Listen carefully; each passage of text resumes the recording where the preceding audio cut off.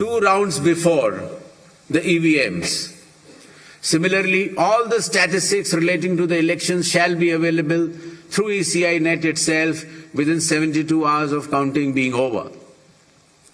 In case of any difference because of typographical errors between 17C, which is given at the polling stations, to all the polling agents who are present, and the EVM count, if there is a difference, the VVPATs of that EVM shall mandatorily be counted. Similarly, after the counting is over, the losing candidate can prefer, after prescribed payment of fee, checking of the EVM along with VVPAT counting.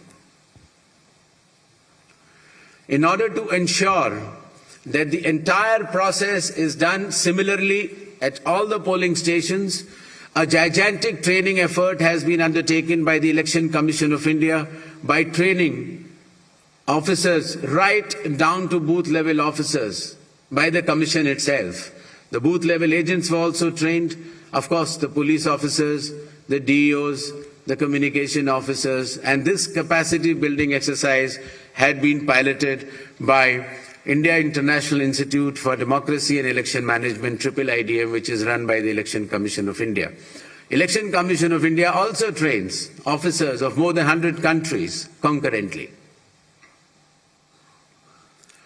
In order to have a substantial dialogue and engagement with the stakeholders, the Commission adopted a consultative and collaborative approach by which more than 4,700 all-party meetings were held by all the returning officers, DEOs and CEOs of this country. Similarly, the Election Commission of India also invited all the national and state level political parties to have such meetings, and more than 28 such meetings have already taken place. There has been national conference with legal councils and interactions with field level beneficiaries, that is booth level officers, EROs, DEOs during the state visits. There have been other host of new initiatives which have been mentioned here, totaling to number 30. These slides will be there, and the Commission has been extremely proactive, transparent, efficient and consultative in its approach to ensure that the experience of election is much, much more pleasant to our prime stakeholder, that is the elector. Considering that India has been the mother of democracies and the largest of them all, with the most transparent elections taking place, the international idea is now currently being chaired by India. We also held an international conference with more than 70 countries. Next. Where the chief electoral officers from those countries has participated recently. Commission had review visits to all these 5 states/UT and met all the officers, as I had mentioned earlier, including our foot soldiers, that is our booth level officers. Clear directions have been issued to all the enforcement agencies, nearly 24 of them, that elections Tamil Nadu में 23 अप्रैल को voting होगी और इसके अलावा असम और केरल में 9 अप्रैल को चुनाव होगा। पुडुचेरी में भी 9 अप्रैल को चुनाव होगा और 4 मई को सभी नतीजे सामने आएंगे। तो ये बड़ी खबर आपको बता रहे हैं। पश्चिम बंगाल में 2 फेज में चुनाव संपन्न कराए जाएंगे। इलेक्शन कमीशन की प्रेस कॉन्फ्रेंस के दौरान ये स्पष्ट किया गया है।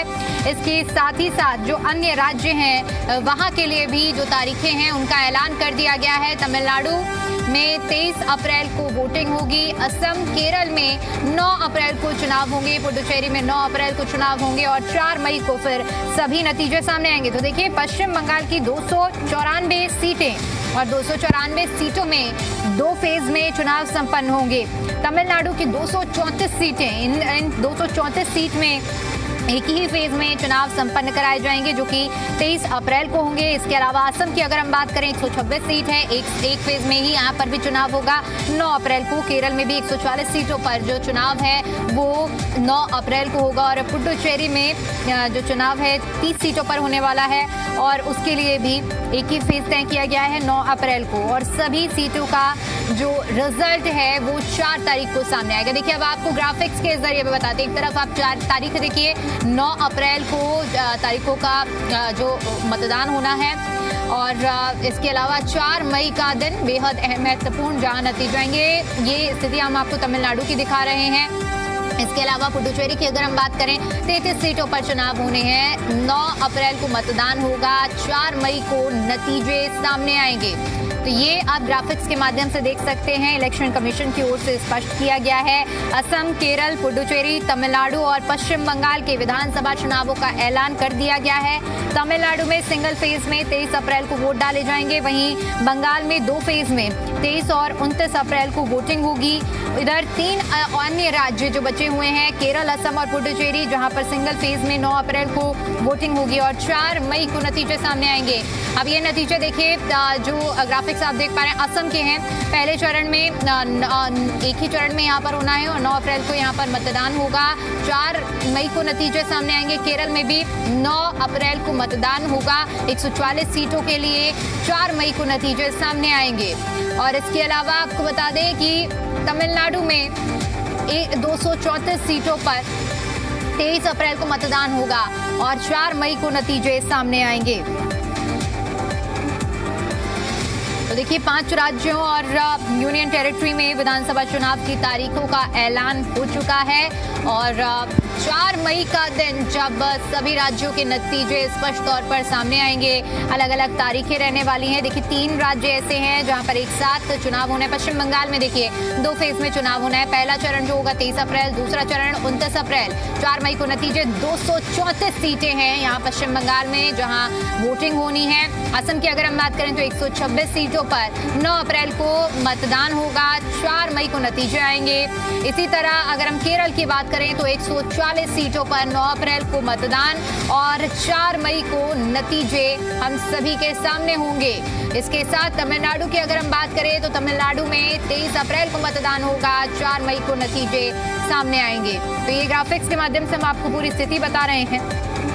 मुख्य चुनाव आयुक्त ज्ञानेश कुमार हैं, उनकी ओर से बताया गया है कि 5 राज्यों और यूनियन टेरिटरी में जो मतदाताओं का आंकड़ा है वो 17 करोड़ 4 लाख है, जिसमें से कुल उन्होंने सीटों का जो आंकड़ा दिया है वो 824 बताया है और उन्होंने ये भी बताया है कि पूरी पारदर्शिता के साथ इन चुनाव को संपन्न कराने के लिए चुनाव आयोग पूरी तरह से तैयार है।